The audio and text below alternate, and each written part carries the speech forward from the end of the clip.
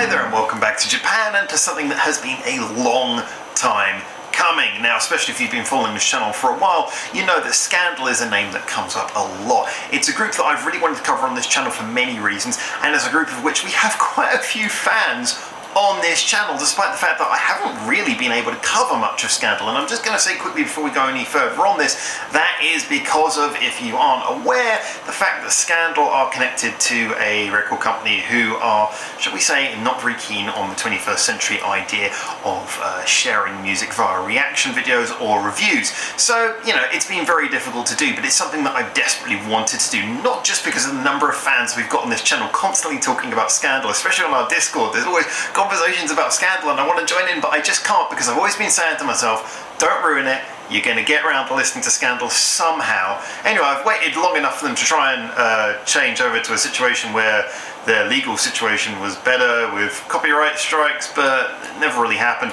I know some people have done Scandal reviews. I'm just going to quickly say most of the people who do that, it's usually because they chop up the song when they listen to it.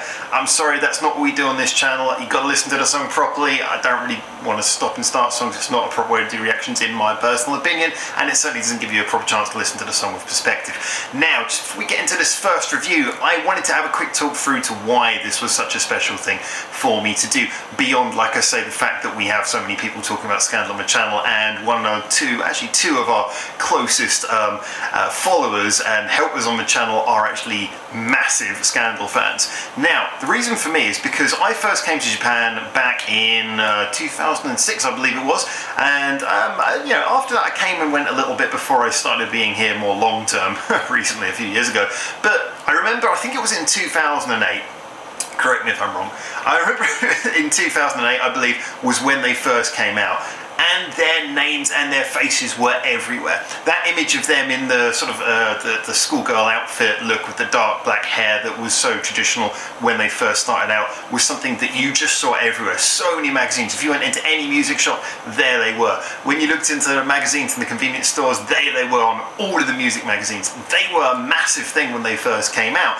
And so, you know, I'm also going to say that I'm kind of expecting that maybe when I hear some of these songs, I'm going to have vicariously heard them before, and just something will ring a bell from, you know, 10, 11 years ago when I was walking around Japan, because there's always music playing in the shops and everything. I'm sure I've probably heard something before, so I'm doing my best as a new reaction, but maybe I have actually heard some of these songs before.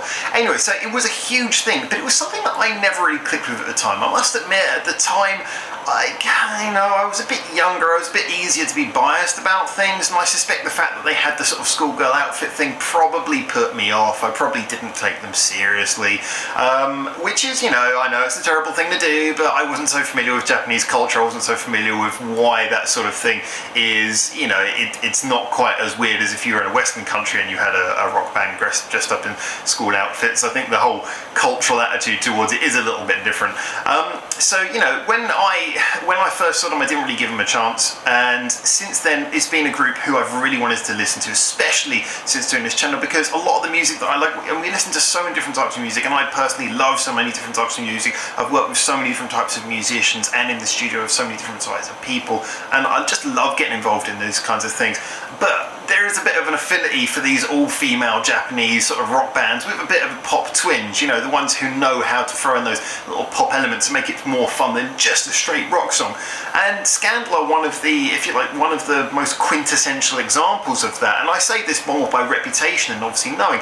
Now, another thing that I should point out is, before we say that I've heard no Scandal at all, one of the things that really fueled my appetite for this was, apart from hearing all the discussions of people on our Discord and our Reddit talking about Scandal all the time, was also the fact that I have heard 3 of the songs from their new album that is, I believe, due to come out, and you know, Masterpiece, Fuzzy, and then a new one which Saishu Heiki Kimi, I think I may have got that wrong, I can't remember it 100% because I'm not actually 100% sure what it means. My Japanese is not that great. And I remember sort of thinking with those, when I heard those over the last few months, that, you know, Masterpiece was good. Fuzzy I wasn't 100% keen on. We are always honest on this channel, but we're always honest on this channel, so if you're the sort of person who gets offended by honest opinions, back out now. But then the song after that, despite having a lot of auto-tune on it, I just thought was absolutely brilliant. I loved the arrangement, I loved the sort of cheeky style to it. It was just fantastic, and it rocked really hard, but it had a good fun attitude as well. So, it just sort of convinced me, yeah, you know what, I'm going to go back, I'm going to start from the beginning. Now, before any Uber fans jump in and say, wait a second, Howard, but you're listening to the best Scandal album. That's not the first thing, there was an EP before that. Believe me, my team of super hardcore Scandal fans on this channel have helped me out by that. I did actually ask them, should I listen to the EP first? And they pretty much said, look, most of that material appears on the first album, and considering you're going to have to listen to that album anyway to avoid repeating yourself, it's not really worth it. So I might come back to that EP sometime further down the line, but basically we're going to be doing Scandal in chronological order from the beginning all the way up to the new stuff. Maybe I will have done everything by the time the new album comes out in February. I don't think so somehow, but let's just see how it goes for now. Anyway, so what I'm going to do is now I'm going to go and I'm going to listen to the first ever song off of Best Scandal, the first album by Scandal, and that is Scandal Baby. And I'm going to give that an opinion and come back and talk to you now. Just so you know as well, this series is not going to be done in reaction format, it's going to be done in review format because, like I say, the legal issue still exists. But thank you so much for tuning in anyway, and if I can make the reactions go online, I will start putting them online, but I get the feeling we're just going to be talking about these songs, and hey, it'll still be cool anyway. I'm pretty sure that these songs are old enough that you've all got them at home, so you have a little listen as well, and then if you want, pause it now, have a listen, and I'll join you soon to give you my opinions. Okay, so I just got done listening to Scandal Baby by Scandal off of Best Scandal. They really did want you to remember their name at this point, didn't they? Anyway, so we have to look at this in a couple of perspectives. First of all is as a band just starting out at a very young age, comparatively speaking. They're all still teenagers. I think they met in school. I mean, by the way, I don't know much about the background of the band themselves, which is something I'm really looking forward to hearing in the comments of you guys correcting me. I actually don't even know if they wrote their songs on this album. But anyway, this is something where they started out, obviously very young. So you have to look at it partly in that perspective and partly in the perspective of obviously them compared to all of the other music going around at the time and now. Now, from the perspective of a band just starting out, that is a really, really strong first song to put out there. I do believe this was a single as well, and I'm not surprised. It's really catchy. It bounces along really nicely. I was shocked to find when it finished that it was like over 5 minutes long. I was like, that moved really well. Usually songs sort of over 4 minutes 30, you start to feel them when they're in this genre, but that got through 5 minutes quite nicely. Yeah, it wasn't very fast, which maybe played to that strength, but it just sort of moved. It had a good sort of mid-tempo swing, which is another thing. It wasn't overly impatient. I think a lot of the time, these kind of bands, when they're first starting out, they want to throw something really in your face, grab your attention, and I don't blame them. That's the sort of thing I would usually expect. This song started in a quite relaxed way, it started with a bit of a groove. It didn't sort of blast you straight from the get-go like they were really trying to grab you by the collars and announce themselves, as much as certainly do by putting their name in absolutely everything. But yes, no, I think it was a really, really good, catchy song. I can see why that was a single. I was kind of interested by the fact that the sort of whole sound of the song struck a nice balance between being funky, being rock, and also being a bit punk. I especially mean this in the terms of the vocals. The vocals were, they're well recorded and well performed, but they weren't done in an overly tight way. They were left just loose enough, especially in that chorus bit where you had the layering of the vocal. It was just loose enough that you kind of got a feeling that it was, a little bit punky. You can kind of imagine them sort of swinging and dancing and singing along to this. And often when you get songs which have more of a party vibe, what often happens is they layer extra vocals in there and deliberately have things that are slightly offbeat, so as to make it give a bit more of a party feel, just like sort of everyone singing along. And although that's probably not exactly what they were going for here, it kind of had a similar vibe that everything wasn't overly tight. There was just a little bit of looseness in there. It was a very catchy song. Yes, I do know that this song obviously lacks much in the way of intricacy. That's probably the main place where it's lacking. It's fairly rudimentarily written, it's not going to trouble anyone who wanted to pick up an instrument and learn this as their first song. It's pretty simple going stuff. The drum beat has some nice little funky bits in it, but I think this is quite a rhythmically based song, so that's probably not surprising. Most of the rest of the instrumentation is quite simple, but it is effective. It has its little moments, but I think as a general, this is a fairly safe first single. as say first song, I'm not surprised it's on a first album, and yet just the overall quality, the effectiveness of this is better than I think I would have expected. I was kind of expecting something a little bit more slapdash, like a, sort of one of those easier sort of singles, like let's put out a catchy sing-along punk song or something like that. Nothing against that type of music, but that tends to be an easy sort of first single for this type of band. This was, this had a real sort of pop intelligence to it. It knew how to be a pop song. And I do think that this felt, although it had a very rock ethos to the, fact that it was a band-played song, it felt more like a pop song to me than a rock song. And I do mean that with all compliments. As you guys know, if you've been following this channel, I certainly have no problem with pop at all. And, it was the fact that it had that slightly disco beat, kind of like what we've been talking about sometimes before with some of the beats that regularly come up in Silent Siren choruses. It's that slightly disco shuffle sort of beat going on there, steady, but, kind of swings along.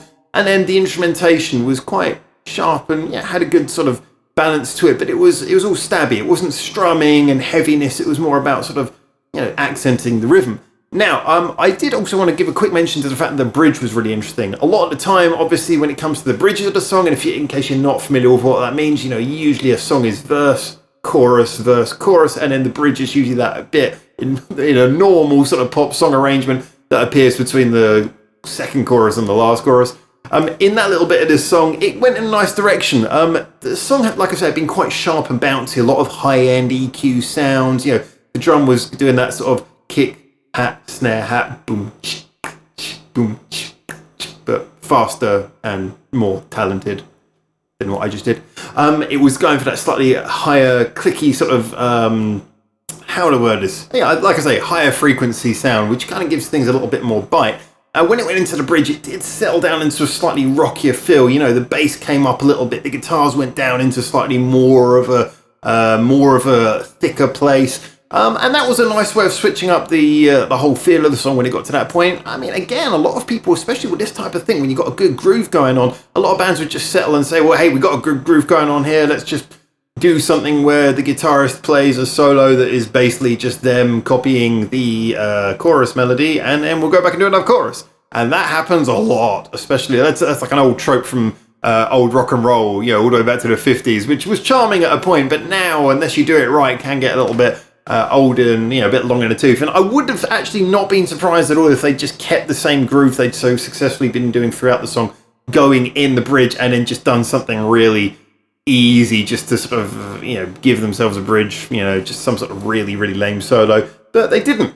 They jumped in and they did a proper song bridge that helped sort of steer the song in a slightly more, take away from that funky happy, funky positive vibe, taking a slightly darker direction just to fuel it coming back in for that final crescendo. And all those things, like I say, helped it last that entire 5 minutes surprisingly easy. I mean, if you'd asked me when it finished how long I thought it would have, I would have probably called that at about 3.5 minutes. So, that really did work. All in all, we have to be honest and say that, yes, in the grand scheme of things, if you were putting that forwards with no context and saying, hey, what do you think of this band? I would probably say a little bit underdeveloped, but, nice idea, nice musicianship, good catchy chorus, and, a sense of identity. Especially if you consider, obviously, that this song is now, 11 years old? I have to check when this album came out, but I'm guessing it came out in 2008. Just when I try and reference it against other things that were happening in my life at the time, I'm pretty sure it was 2008 that I was seeing all this coming out. This is something that, in the context of that, I can see why they're considered, quite trailblazers. They're considered definitely very influential on the music scene that they're in. I enjoyed this for what it was, and I still think even now it holds up. It holds up. You could release this today and it would be good. It's not anywhere near as developed as the stuff I've heard from them since, but it's a great way to start off the first album. Very modest way to start off the first album as well, and I'm looking forward to seeing what follows. That was a good start, and I'm happy that we're beginning this journey. It will have its ups and downs, and we will be honest throughout, but I enjoyed that. And so until you join me on the next video, and by the way, if you're new to the channel, on all people get sick of me saying this, but I've got to say, if this is a track by track listen through of an album like this is, there will be a playlist in the description below, and if you're not watching that, watch that one. As all the videos get posted, you'll be able to follow the entire listen through of the album in that playlist. But for now, from Japan, thank you so much for tuning in. Little hiccup burp thing just happened there. Could have finished the video before that, but just had to add that in. So for now, from Japan, see you on the next one. Ciao, ciao. Thanks for watching. Feel free to check out more of our hundreds of videos we got online on this channel right now, or get involved in the discussion with us at the many social media links we've got in the description below, where you can suggest new videos and artists for us to check out on the channel. Or you can just do the usual YouTube stuff and comment, like, subscribe. You know how this works by now.